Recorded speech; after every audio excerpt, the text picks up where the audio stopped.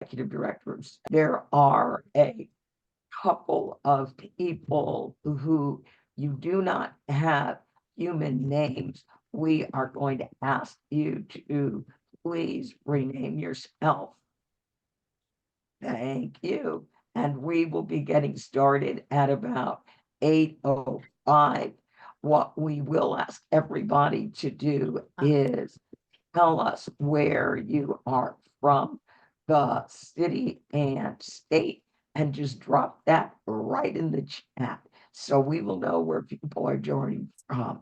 I already know we've got California, Maryland, North Carolina, Alabama is here. Yay, Dallas, Texas, New York, Washington State. Pretty exciting. I love it. I love Massachusetts, Colorado. All right. Yeah. Brooklyn, New York, New Mexico. Oh, all right. Great. Excuse me, Great, great, Andrea. great. Yes. Andrea, I'm not able to co-host Zach, but he's in the room now. I'm not sure why I'm not able Right. to, but I can't. So Zachary is there, but All righty. needs to be I got him. co-hosted, please. I got Okay, him. thank you. All right. Yeah. Thank you. That's something that only the host can do. Yeah. Well, Oh, welcome. We've got a ton of friends here. So yes, welcome E.C. and Evelyn from Alabama, North Carolina, Helen, great, great, great.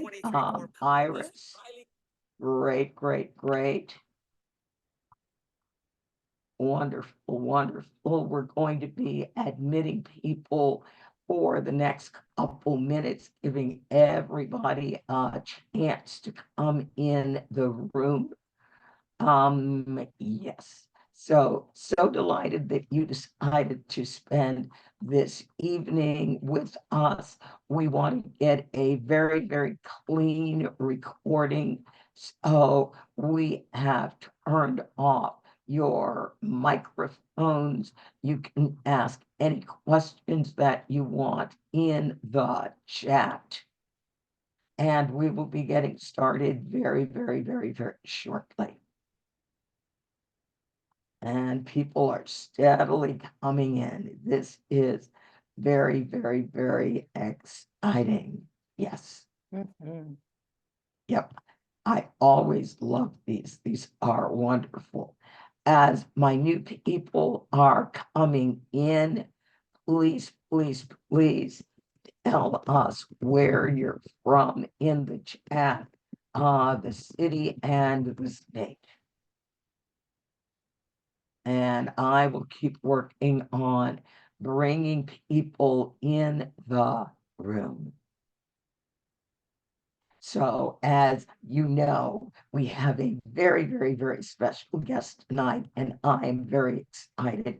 Congresswoman Jasmine Crockett from the great state of Texas. And I'll be talking about, or my team and I, we will be talking about the work that we are doing in Center for Common Ground. And yes, as you can tell, my voice does sound a little bit strange. That is because I am getting over a horrible, horrible case of laryngitis, but I'm going to have enough voice to be able to get us through tonight. So yes, let me turn on captions. I can see that we are recording. We've got nearly 100 people. This is very, very exciting. So delighted you decided to spend your, I was about to say Thursday evening, but this is Wednesday evening with us. As most people who know us well know, Center for Common Ground, one of the main things that we do during election season is we turn out the BIPOC, Black, Indigenous people of color vote. That has been basically our superpower, and we work in the Southeast. In 2024, we will be working in Virginia, North Carolina, South Carolina, Alabama, in Florida, and Georgia, and Texas. So one of my other topics tonight, after we give people the dates on when we're going to be launching postcards and other things, one of the other topics that we'll be going over tonight, because we do work in the Southeast, which, as many of you know, that's where the voter suppression states are.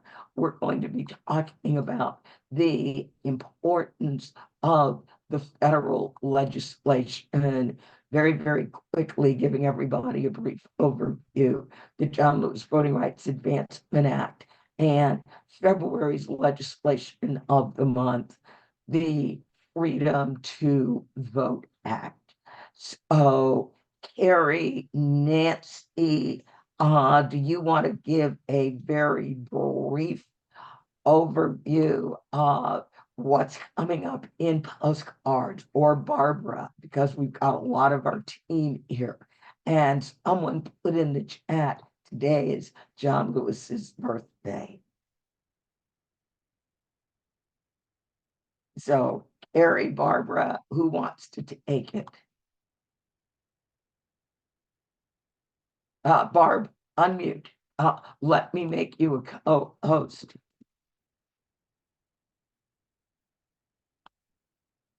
Got it. All right, you can unmute now, Barbara. Nancy, did you want to say anything? No, No? no, go ahead. We just started our Georgia campaign. We were supposed to start our postcarding on Friday, and we have a data team that is go-getters, and they released all the Georgia addresses today. So if you're postcarding with us, you can actually get your addresses now. And check with your organizers, though, because organizers can control when they start releasing some of their addresses. And we'll be writing until April. That's when the mail dates start. And March 1st, we're going to start on Virginia. So we have about 600,000 addresses altogether, 400,000, for about 400,000 for Georgia, and another 200 and some odd thousand for Virginia. And I think all right, great. The note I just dropped in the chat is we're doing the Georgia congressional primaries, District 6 and District 13. The Georgia congressional primaries are May 21st. And we will be doing the Virginia congressional primaries, District 5, 7, and 10. And the Virginia congressional primaries will be June 18th.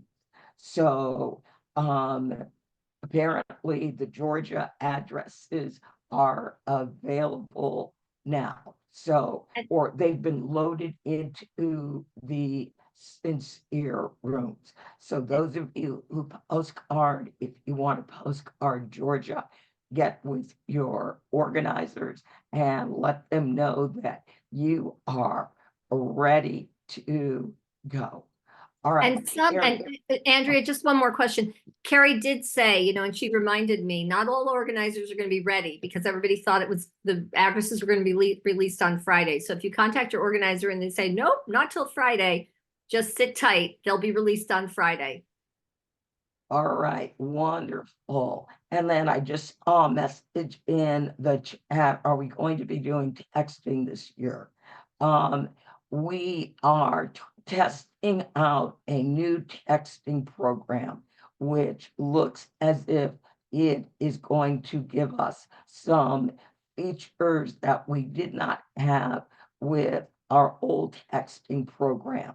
We are going to take it for a dry run next week, where we will only be texting the Alabama 2nd Congressional District for their March 5th primary.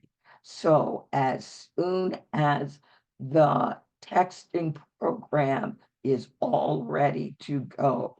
We will invite a select group of texters. Now, we have texters that are in Alabama that, since this is their state, we really want them to have an opportunity. And we will also be inviting some of our more experienced texters so they can let us know how they feel about the new texting program and how well they like it. Of course, we will be doing phone banking. Phone banks normally will open 30 days before the beginning of early voting. So since early voting in Georgia begins on, or early voting in Georgia 18th probably begins around May 5th or 6th. It'll really be around the middle of April when we will begin early voting we'll be starting phone banking to Georgia, because Virginia has 45 days of early voting. And the early voting in Virginia will begin on May 4th. We will begin phone banking into Virginia at about the same time. Most of you know we do offer training on our phone banking system. So we will let you know when phone banking will begin and also when the weekly training will begin. All right. So that is postcards, phone banks, and texting. I'm going to share my screen now, and I want to get everybody ready so that we will have a great understanding of these legislation that's currently at the federal level. Now, we all know Texas has done terrible things in terms of voting, as Georgia, Alabama. South Carolina has been reasonably good, but we've seen a number of bad things coming out of North Carolina as well.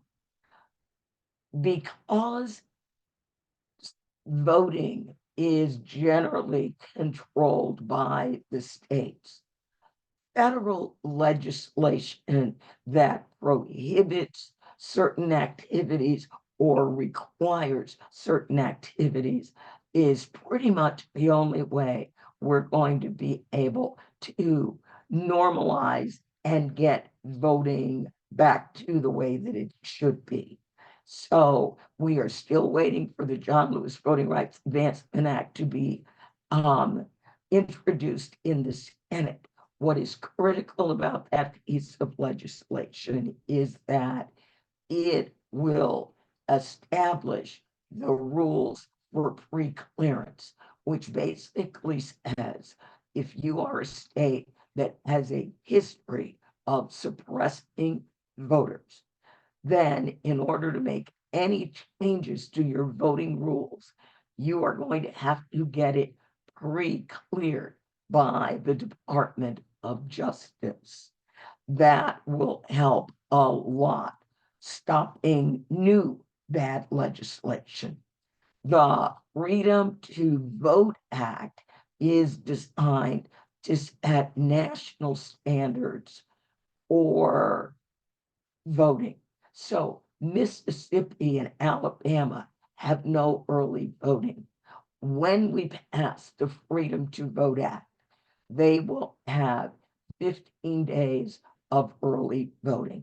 So again, the bill has been introduced in the Senate and in the House. It is Senate Bill S1 in the Senate, HR 11 in the House.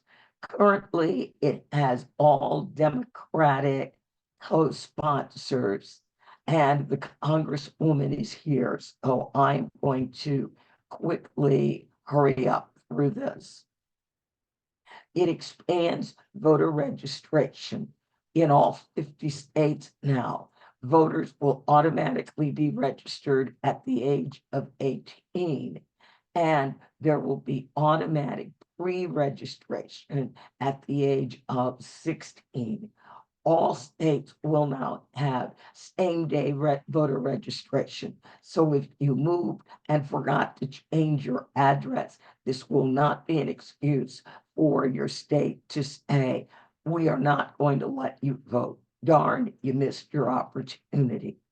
Voter registration form will be able to serve as an application for vote by mail.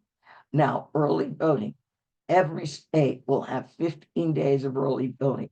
Virginia has 45, so we'll probably keep our 45. Early voting will need to be open 10 hours every day, and there must be uniform hours. It can't, oh, in one location it's open at this time, and in another location it's open somewhere else. Now, they can do that with satellite, the extra early voting locations, but their main ones, there needs to be some consistency. It will also have to be open before 9 and after 5. Here is the big one. College campuses are required to have one polling location unless they are in a very, very, very small jurisdiction. There's less than 3,000 voters, or they are in a state or a county that is designated vote by mail. So that means all the southern states with all these college campuses and HBCUs will be required to have at least one polling place. All voters will be eligible for early voting, and all voters will be eligible for vote by mail. It also limits the circumstances under which voters can be removed from the rolls. So this notion of, if the voters are not voting as frequently as the Secretary of State or the legislator thinks they should, this is no longer an excuse to drop them off the rolls. For me, one of the biggest things that I love about this bill is it completely incorporates the Democracy Restoration Act, which Congressman John Conyers used to introduce year after year. So upon release from prison, a person's ability to register to vote and vote in any federal election is automatically restored. And it also says, if you are interfering or attempting to hinder or prevent another person from registering to vote, this will be very important in Alabama, you will not be able to prohibit people from helping someone to vote. Interference with voting is a federal crime. It will restore the old McCain-Feingold bipartisan rules on campaign finance, and it also requires post-election audits. Now, I know everybody came here tonight to hear the Congresswoman. I am going to make her a co-host, and I will be introducing, and I am thrilled to do this, Representative Jasmine Crockett from the great state of Texas. Now, what many people may not know is Jasmine Crockett is an attorney. She was passionate about civil rights, so passionate that that is one of the things that made her run for office. When she ran for office, she was the only Black freshman in their 87th legislature, and she was also the youngest. Now, I've got everybody muted, so you can't hear them clapping and yelling. But Congresswoman, thank you so very much for joining. Welcome, welcome, welcome. I am delighted that you are here. I give you Congresswoman Jasmine Crockett. Thank you so much, Andrea. And thank you so much to each of you that decided to spend a part of your evening with us talking about something that matters, not just in the wild and zany state of Texas, but definitely matters so much in these very deep South states. And you know what? Uniformity and fairness is all we're looking for.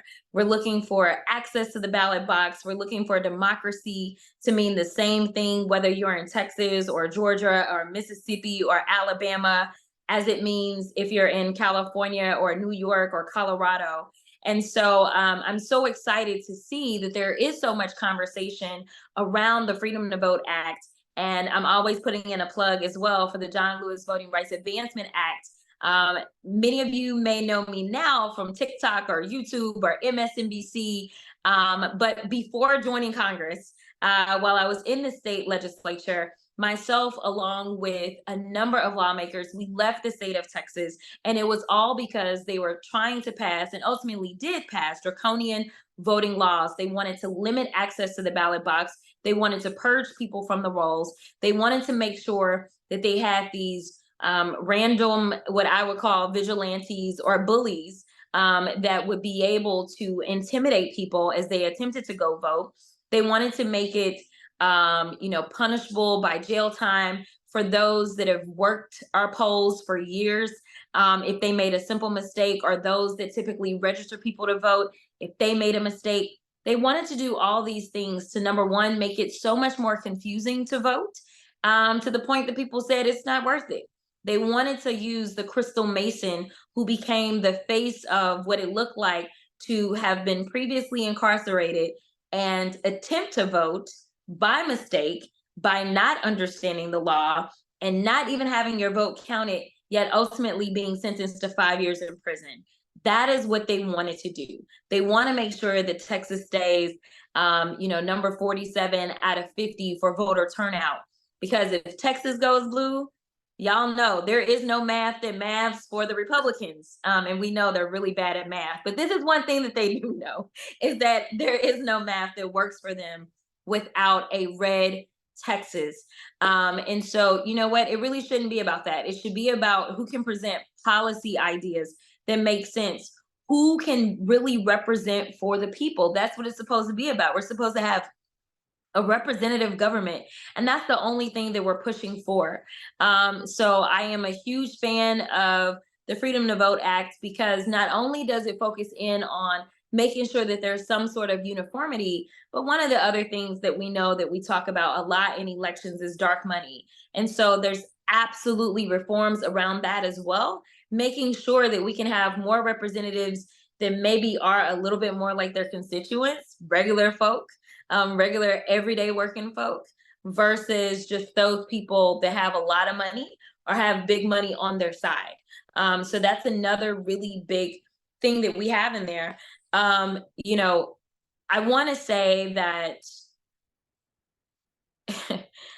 I went to an event yesterday where we were talking about the Freedom to Vote Act, and there was a professor from a school, I won't name which school, and he got up to talk about how prevalent voter suppression, as well as there being voter fraud issues are in the country. And he seemingly was making an argument that there was no need for the Freedom to Vote Act, because he said that there are studies that show that the level of cheating that goes on and the level of suppression that goes on does not affect the outcomes in a federal election. That's what he said. And I could not let it sit. I could not let it rest. He said there was only one election that maybe there would have been a change. And I'm sure we all know that that's the Gore election of 2000. But I had to correct the record. As someone who came from the state house level and only won my election by 90 votes, I've always preached that every vote counts. And we know that it is our state lawmakers that are making decisions about whether or not there's access to reproductive health care that people need. We know that our state lawmakers are the ones that are actually writing our maps. And in the state of Texas, they are very gerrymandered. We know that there is a lot of power that lies on the state level. And the idea that he would almost insinuate that there is no good reason to go about this, when we know that when we look at the swing states and the number of votes that, say, President Biden was able to win Georgia by, or when we look at some of these other states where the votes are very close, Pennsylvania, it was close as well. The idea that someone would say that is wild to me. So I just wanted to bring it up to you because I don't want anybody to be dismayed. We need to fight, and then even when we're tired, we need to fight some more because it does matter. I would not be sitting in Congress but for people having some sort of access to the ballot box. Again, only winning by 90 votes. That is what propelled me. That is what allowed me an opportunity to show that I could govern, and then ultimately allowed me to go to the federal level. Every single vote counts. And honestly, the people that are closest to the people, your city councilmen, your state electeds, your county electeds, those are smaller races where literally you may have an election that is determined by one vote. We saw it happen in Louisiana with the sheriff's race out in Shreveport. And they were so upset because the candidate that they wanted to win lost by one vote. And so they decided they were going to order a new election. This kind of stuff matters because it's very reminiscent of Jim Crow and the types of obstacles that they were trying to create back then. And I refuse to allow the legacy of those ancestors that came before me, who were willing to give their lives, who gave of their time. Some lost their jobs. Some just risked their lives. There were those that were jailed. And so I refuse to allow all the progress that they made, literally with their blood, sweat, and tears, to just give up because a random person says it ain't worth it. That just don't sound right. It don't feel right, and it ain't right. So that's not where I stand. So I appreciate all of you because it is important. Look at that. See, 280 votes. It is important that you continue to tell the message. It is important that even if you're in a state where you have no excuse vote by mail, you do have 2 weeks of early voting, you do have same-day voter registration. That is not the case for everyone. And the fact that Texas is honestly one of the fastest growing states in this country, knowing that we are so transient, that someone may move into Texas and because they didn't move in 30 days before, they won't be allowed to vote, say, in the presidential election to determine who will become the president of the United States. That doesn't make sense. There is no good logic for it, except for they know that if we show up and we vote, especially in a state like Texas, that's a majority minority state at this point, they know that they lose. And I think that is bad for democracy. I think people should be forced to come up with policy ideas that meet the moment, that meet the people. And that is why you only see one party trying to govern right now. As I am sitting in a do-nothing Congress, the only thing that this Congress has been able to do is create chaos on top of chaos on top of chaos. That is it. We have not been passing bills. We have not fully funded the government. We have not done anything that we were supposed to do because we have people that know that they can just cheat and they can win. But we need them to understand that these seats don't belong to them. They belong to the people, and the people have the power. And we want the people to flex that power in any and every way that they can. And to suggest otherwise is an error, because that's not who we are in this country. Maybe in other countries, but in this country, we believe in democracy. In this country, we believe in our Constitution, and our Constitution has more than just the Second Amendment. We actually have a lot more amendments when we start talking about access to the ballot box, when we think about it. So I do want to say thank you for all that you do. I want to say be encouraged. I know that it can look really daunting at times, especially with everything that's going on, not only in this country, but abroad. But as I've been saying a lot lately, sometimes you've got to lose to win. And right now, we've been losing a little bit. But this is our winning season. And as you look at what just happened in New York, we revealed we may have lost that seat when it ended up in the hands of George Santos, but we went ahead and snatched it back. We know that we just flipped the seat in the state house down in Florida. We know that Pennsylvania was able to go ahead and maintain control of the state house. We know that Ohio came out in a big way and protected reproductive access. We know that Kansas did too. We know that Florida hopefully will have it on the ballot in November. We know that Arizona most likely is going to have it on the ballot as well. And we will end up with a real Democrat in the U.S. Senate, Ruben Gallego. So listen, we are in our winning season so long as we stick together, we fight it out, and we continue to spread the message of democracy. We will win. We will win this battle. So thank you so very much for having me. I appreciate all the work that you do, because this isn't a thing that I can get done by myself. None of us can do this by ourselves. It takes all of us in this thing if we are going to win. And I promise you, I believe in y'all. Again, this is I don't even know what day we're on, a Wednesday evening, and y'all decided to log into Zoom because you care that much. Take that message, share it with your friends, take it to your family, put it in your group chats, do whatever you've got to do, because we have to ring the alarms, because I really just don't know if people really understand how high the stakes are right now. But I know if you logged on this evening, you understand the stakes, and I couldn't be more grateful for each of you for everything that you're doing to make sure that we collectively protect democracy. Thank you so much. Thank you so very, very much. I'm going to throw in one more win. In 2023, the entire Virginia General Assembly was up for election.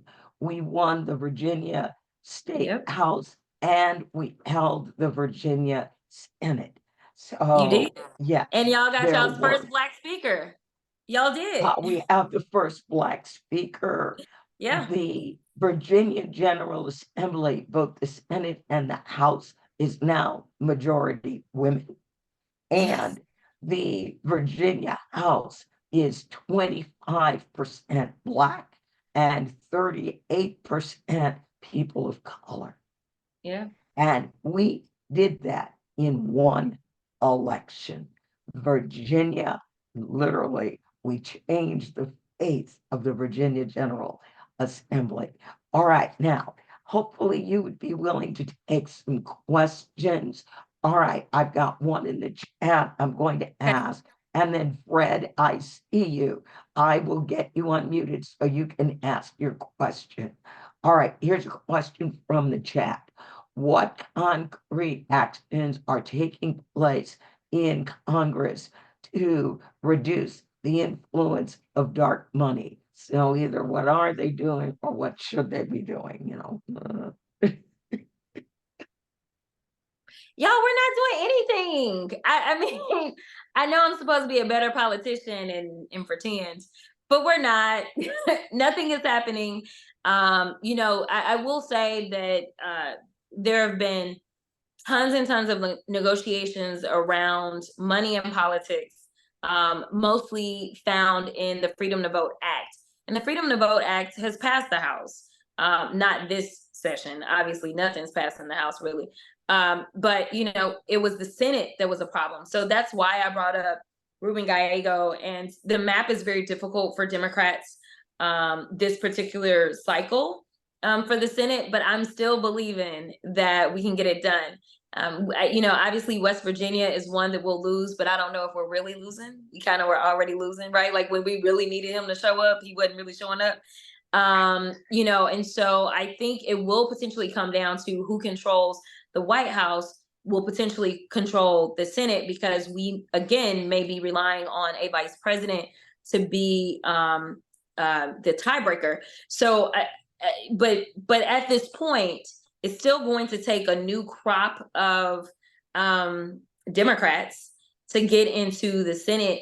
Democrats to say on certain things we have to go ahead and do a carve out for the good of this country. And I do think that voting rights has to be one of those foundational issues, because historically, this is something that's been passed typically in a bipartisan way, at least when we talk about the Voting Rights Act, which we can't even get the John Lewis Voting Rights Advancement Act passed, which is supposed to replace the Voting Rights Act.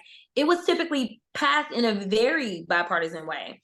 And now they don't want to do it. They don't want there to be a pre-clearance threshold that's necessary for states that have been intentionally discriminatory in the past, because they say we don't have racism problems anymore. You know, states, they just gonna be good. They're not gonna discriminate against the people of color no more. We know different. So, you know, I think that a Ruben Gallego, a guy that I work with right now, who I trust, adore, and love, I think he's got a great chance in Arizona, but we can't give up. Definitely need him to replace Cinema. So that's one. I don't think we'll necessarily get there with West Virginia. I think we'll be stuck with a Republican. We've got to be careful that we end up with Maryland. Maryland was not supposed to be in play, and now it is, unfortunately. And we were not supposed to have to worry about Maryland. We've got to make sure that we're looking out for Montana. We may have an opportunity to get, you know, we've got to make sure we're looking out for Jackie Rosen in Nevada. So, I mean, there's just a lot to do. So one thing that I will encourage all of you is don't be limited to your states. You know, you can call from anywhere. You can send postcards from anywhere. And, you know, it is going to take, again, this kind of collective responsibility. But, you know, I truly believe we will take the House. And so the House, so long as we take it, freedom to vote is out the door. It is out the door. It will be sitting in the Senate. The question is, will we have 50 senators that will say we are going to do a filibuster carve out for voting rights to make sure that we protect democracy? That's what it's going to take. And that's a large looming question now. All right, that's great. Fred, go ahead and ask your question. You're unmuted. Okay, great. This is really for everybody. This worked very well for us in my district. I'm a retired teacher, and we worked very hard in school board elections. There used to be something in our area that was called Take Your Parent to School, which was one day a parent would go with the child to school. And I thought about that and decided to adopt it. Instead of to use that idea, how about doing Take Your Parent to Vote? In other words, on election day, and this is for everybody here in your particular area, on election day, a student, and since the schools are closed in most school districts, the student goes with his parent to vote. And maybe if he's an elementary student, the next day he gets a homework pass if he can bring in something from the polling place. If it's a high school student, a pass to a dance or a football game, each school would make up its own incentive. And I'm thinking, since NEA and AFT generally endorse Democrats for the most part, if the NEA and the AFT were to get behind this idea and do either a statewide or a national Take Your Parent to Vote, I think it would greatly increase voter turnout, especially among the younger voters who traditionally, the polls say, vote break mainly 60% Democratic. So if you can get those younger voters out to the polls, it would go a long way towards, you know, having that success. So I throw that idea out there. Another one real quick is that I believe we were talking about voting at the colleges. How about on the first day of registration at every college, you have a table set up with applications for mail-in ballots, so that the students, when they go to register and show up to register, there's a table, as I said, there's a table, they go over there, they fill out an application for a mail-in ballot, and there you go. You hopefully increase turnout again amongst the college students. So, but I think, as I said, we had a great deal of success with Take Your Parent to Vote, changed our school board around completely. So I throw that out there basically for everybody to use in your districts if you want to carry it through. Thank you, Andrea, for allowing me to talk. And Fred, I love that. I'm going to take that to my buddy Laura Brill over at the Civic Center, where They're doing all kinds of programs for high school students. This is really, really, really exciting. This is cool. Thank you. Yes, and as I said, every school district or every school can make up their own incentive. As I said, for Yes, elementary schools, you offer kids a homework pass up to six, right. or even in middle school. High schools, they tell me it doesn't go over that well. So, another incentive like a football game or a school You're dance. right. Yeah, yeah. They need to get something more social. Yeah, and that's going to excite them. Carol, I will come to you. I want to go to my buddy Pablo de Jesus from the Unitarian Universalist for Social Justice. His question is, And oh, Andrea, this has to be my last one, but I'm listening. all right. How do we engage BIPOC youth, young adults on the important issues of this election? So many outlets are reporting that our young people are not going to vote. I don't know that I believe that. I really don't. I mean, if we continue to listen to the pundits, Democrats wouldn't be in this very close situation in the House, right? It was supposed to be this big red wave, and then it ended up being a red dribble. So in my experience, I'm not really hearing that. I am hearing frustration out of them, which makes me happy because it means that they're paying attention and it means that they care.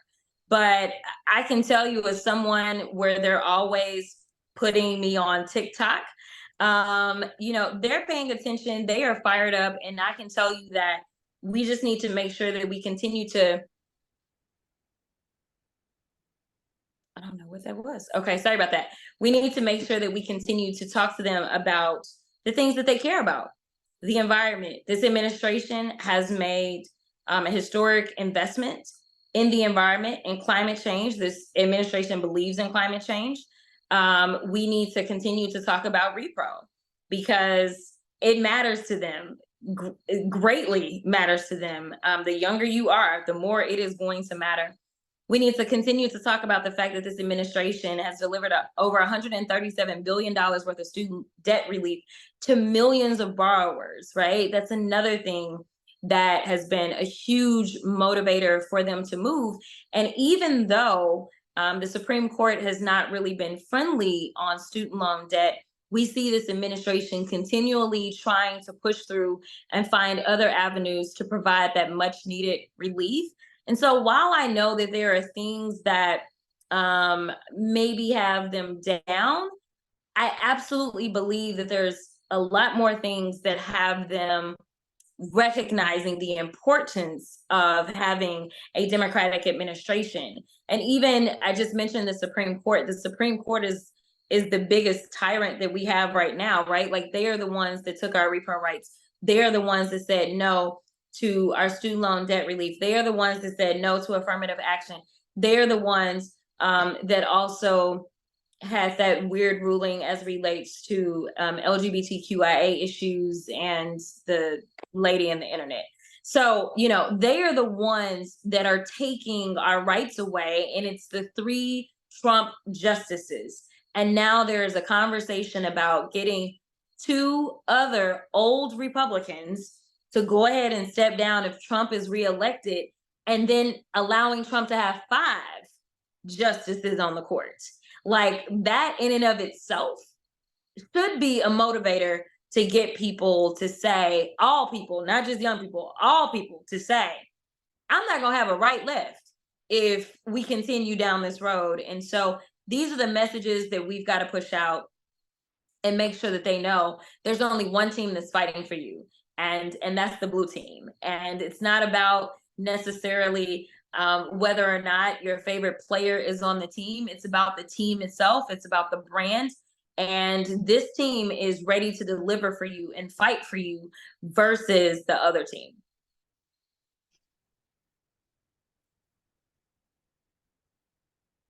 One Andrea, more tiny question. One more tiny question.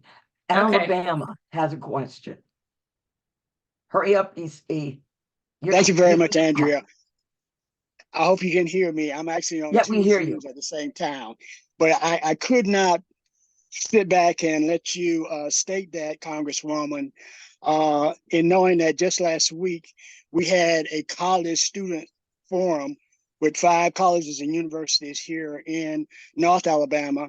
We will have another one on the 27th of this month in our capital, and another one on the historic Tuskegee University on the 29th, all leading up to the Selma Jubilee celebration on the second and third of March. But the concern is the idea that there seems to be a thought that there's no apathy among our young folks, especially in the southern states. That is a major concern, because in the summit that we had with our college students, that was their first discussion, that they don't see a concern coming out of our Congress and our Senate, and especially with the upcoming election. We've tried to emphasize the fact that there needs to be funding that will allow the southern states to do some of the things that would help alleviate some of this concern. And I think that is something that you need to take back to the leadership of your party, that you have ignored the South for so long, that ignoring of the South, especially with our young people, may give you a result that you would be surprised. Thank you very much. Thank you. Thank y'all so much. Y'all have a good one. All right, take care. Thank Thank you you. so much, Jasmine. Really appreciate you coming on. Yes, and he brings up a really, really powerful point. One of the big problems that we are seeing in the South with young people is they are not necessarily seeing the translation of what happened in Washington coming all the way down to the southern states. They are not seeing the investment that is going to have a positive impact on them. And my voice is getting ready to go. And again, there is a concern, a big concern among many college students with financial priorities of the United States. Carol, go ahead. My voice is just about gone. Yeah, right. No problem. I just wanted to say that it was last year, I believe, that we had Hakeem Jeffries before he was Hakeem. He was Hakeem, and we had the discussion about having people from the South, that he knows how to speak to African Americans from Brooklyn. But we are really very much of our focus was he needed to be hearing and discussing with people like EC and our other Democracy Center leaders in the Deep South of how do you actually communicate and what are actually the issues. And so we've raised it with him again, just to say we have raised the issue with him again, and probably should get that through to him again and have EC's point back to him, because Hakeem is very aware of our group. I said he spoke to us twice. So All right. Great. Yeah. well, Yeah. fabulous turnout. Thank you to everyone. I don't know that we're going to get Andrea's voice to even show back up. Yeah, it's going to be really, really, really broken up. So I'm going to say thank you all so very much for coming. Oh, great. We have recorded this. And we will distribute the recording. And Okay, thank yeah. you again to everybody. That was going to be the next part. And thank you all. Yes, Ati, NyQuil or something to try to handle all this. Yes. Take care, everybody. Thanks, Thanks, everyone. Gabe, you got the recording.